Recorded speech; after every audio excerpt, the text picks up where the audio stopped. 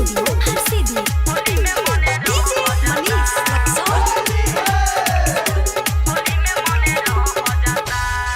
तोहरा बिना सुनय सैया लागे नाही मन हो। तोहरा बिना सुनय सैया लागे नाही मन हो। सौतिन के संगे खेलेला रंगवा ओही से बामन हैरान हो। लागत नहीं के होली होई दिलवा में कह जाता। लागत नहीं के होली होई दिलवा में कह जाता। देतावे गाली सहाया सारी बहाली तो सह जाता। होली में मन रह जाता हो। होली में मन रह जाता।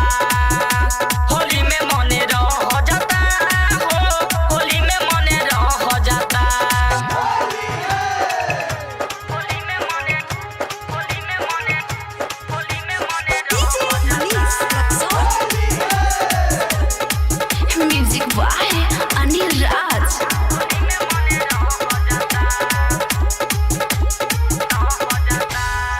कबले ओई है मद होसी मन जय दिलावा मोर घबारात बा।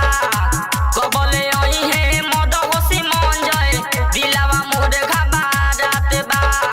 सुन सुन मन अकेला तोहरा ना कुछ बुझाते बा।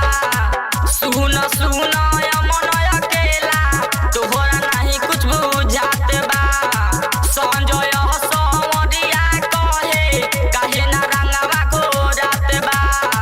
रस रसीला यानी राजू के बतिया काहे ना तोहरा बुझाता। होली में मन रह जाता हो। होली में मन रह जाता। होली में मन रह जाता हो।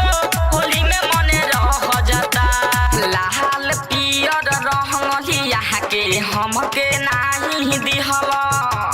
कहई के खेला होली सैया घरवा नाही अइल।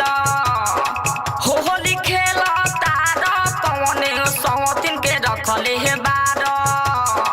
जोबना बाल हरल होली बा चढ़ल निंदिया मोरा खो जाता।